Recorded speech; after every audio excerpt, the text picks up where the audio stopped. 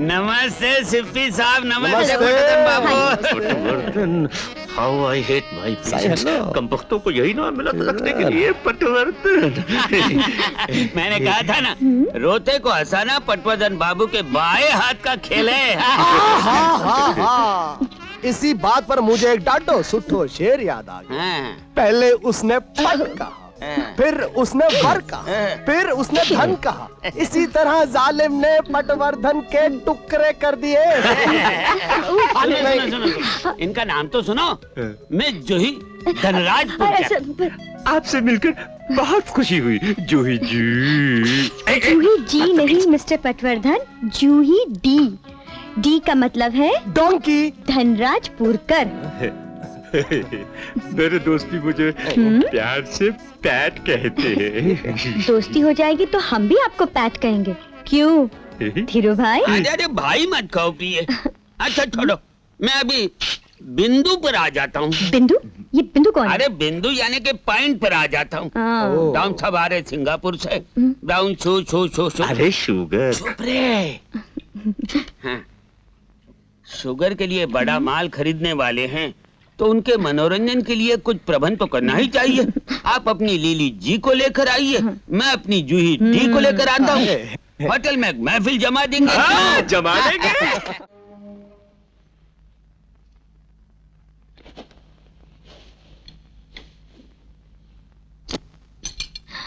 Hello hello, tiger, come in please, this is cat here. Yes, tiger here, tiger here, tiger speaking.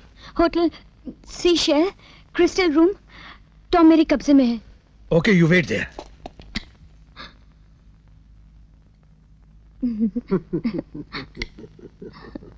Sir, You bitch! You're a cat! Calling the tiger? You. Move on. Open the door. No. Oh, you!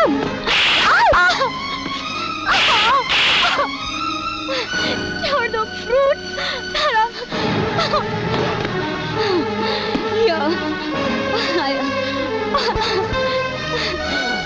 Out!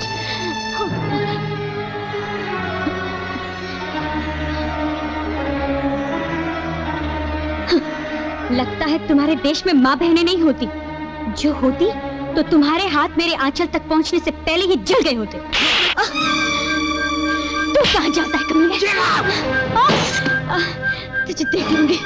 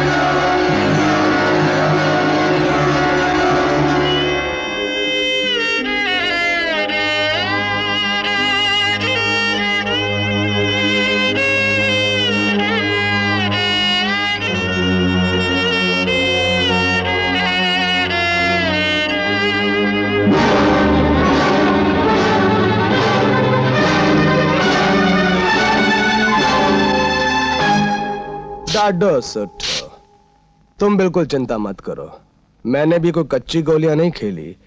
You are booked in room number 502 और ये room number है 205 जिसके अंदर पंडित शर्मा रहते हैं, जो सिर्फ ministers और ऑपोजिशन पार्टी लीडर्स के हाथ देखते हैं।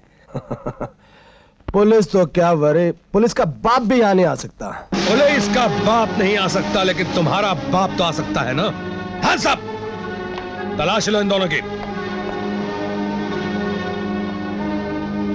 तुम दोनों को रेप और मर्डर के जुर्म में गिरफ्तार करता हूं। मर्डर? किसका मर्डर? उस मासूम लड़की का जिसने देश के लिए अपनी जान कुर्बान कर दी। इसका सबूत? सबूत ये टाई है। जिसे तुम उठाना भूल गए थे। तुम लोग चरस, कोकीन और हेरोइन का भी धंधा करते हो। इस कमरे की तलाशी लो। इस कमरे में 2.5 करोड़ का माल मौजूद है।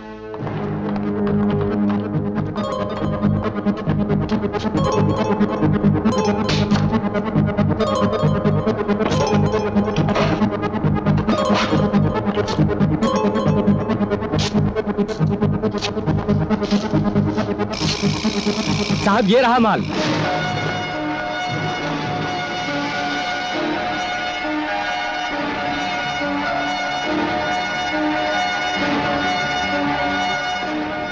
इन कुत्तों को हिरासत में ले लो। चलो आओ।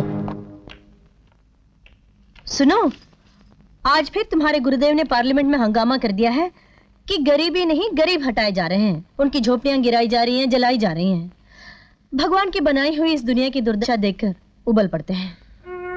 शोभा, जो भगवान फिर अवतार लेना चाहें तो शायद इन्हीं जैसे किसी रूप में आएंगे। मैं भी बेईमानी के समुद्र में डूब चुका होता, लेकिन इन्हीं के आशीर्वादों ने मुझे बचाया। हेलो, हाँ 1 मिनट, तुम्हारा फोन।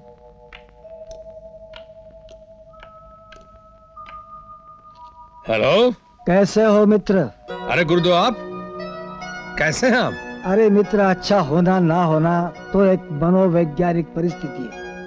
आप बोल कहां से रहे गुरुदेव? Hotel Vrindavan international. गुरुदेव, आप तो जानते थे मैं यहाँ हूँ, फिर आप होटल में क्यों ठहरे? अरे मित्र, नेता के भाग्य में घर का सुख कहाँ। समझ लो कि साल में 1.5 साल घर से बाहर रहना पड़ता है। तुमसे काम था मित्र। आज्ञा दीजिए गुरुदेव। यदि आ सको तो अभी मेरे पास आ जाओ। आप क्या कह रहे हैं गुरुदेव? मैं अभी आता हूँ। मैं जाता हूँ और गुरुदेव को साथ लेकर आता हूँ। ओके।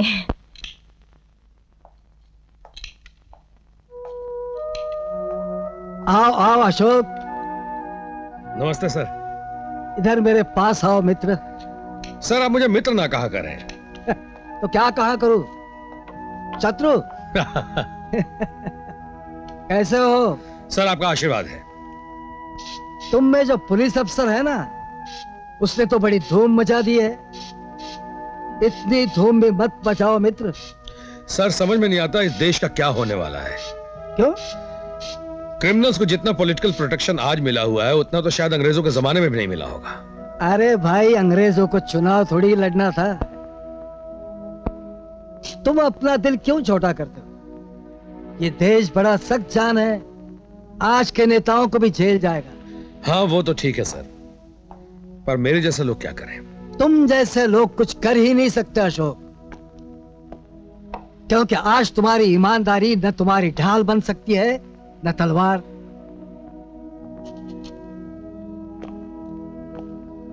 इतनी ऊंचाई से जो चीजें कीड़े मकोड़ों की तरह रेंगती दिखाई दे रही है, वो जीते जागते लोग हैं। ये सब कहीं ना कहीं थोड़े या ज्यादा बेईमान हैं, क्योंकि आज बेईमानी किए बिना जीने का कोई रास्ता है ही नहीं। हाँ, जो आदमी अपनी ईमानदारी को बेचने को तैयार ना हो सर, वो क्या करे? वाह, बड़ा अच्छा प्रश्न किया। जिस आदमी के पास ईमानदारी जैसी चीज है, उसे वो चोर बाजार में बेचना सीखे मित्र, वहां अच्छा दाम मिलेगा। तुम बेईमानी के अथाह सागर में हो, तैरना भी जानते हो, लेकिन जिस सागर का कोई किनारा ही नहीं, उसमें कब तक तैरते रहोगे? तैरते तैरते कभी तो थकोगे, उसी दिन डूब जाओगे।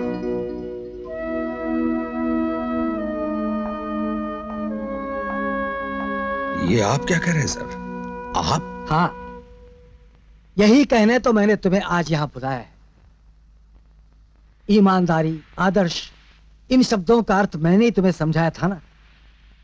तब मैं जवान था और तुम नौजवान। इसलिए आज भी तुम्हें यह बताना मेरा ही कर्तव्य है कि इन शब्दों के अर्थ में बड़ा परिवर्तन हो चुका है। ईमानदारी किसके प्रति, आदर्श किस दिशा में, इन शब्दों के प्रश्नों का उत्तर तो देना ही पड़ेगा ना मित्र अशोक। आज तुम मेरे साथ कितनी ऊंचाई पे खड़े हो। यहीं रुक जाओ, ग्राउंड फ्लोर पर रहने में कोई मजा नहीं। नहीं सर, मैं उस बुलंदी पर नहीं खड़ा रहना चाहता हूं जहां से आदमी कीड़े मकोड़े नजर आते हैं। चलता हूं। और जाओगे कहां? ग्राउंड फ्लोर पे। अच्छा, जी हाँ। मेरे हाथ यहीं से दिल्ली छू सकते हैं मित्राशोक। टॉम और सिप्पी के छूटने में ही तुम्हारी भलाई है। मुझे यह धमकी धीरू सेठ से मिल चुकी है मिस्टर नारायण राव।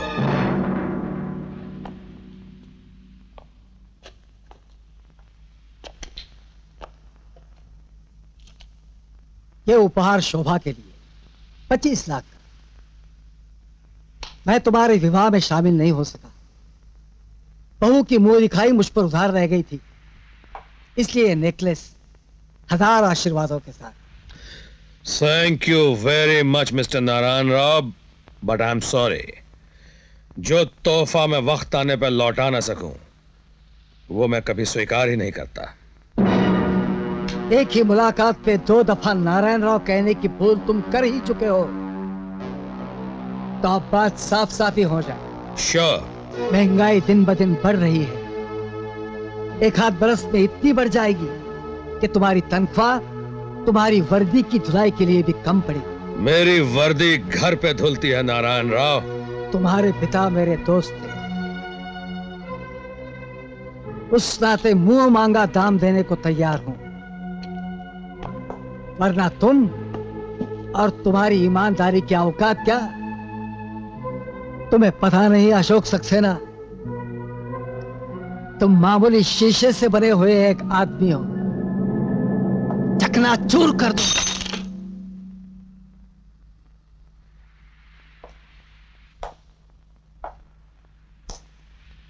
और तुम भी ये मत भूलो नारायण राव, शीशे का कोई टुकड़ा कहीं चुभ गया तो बहुत तकलीफ होगी।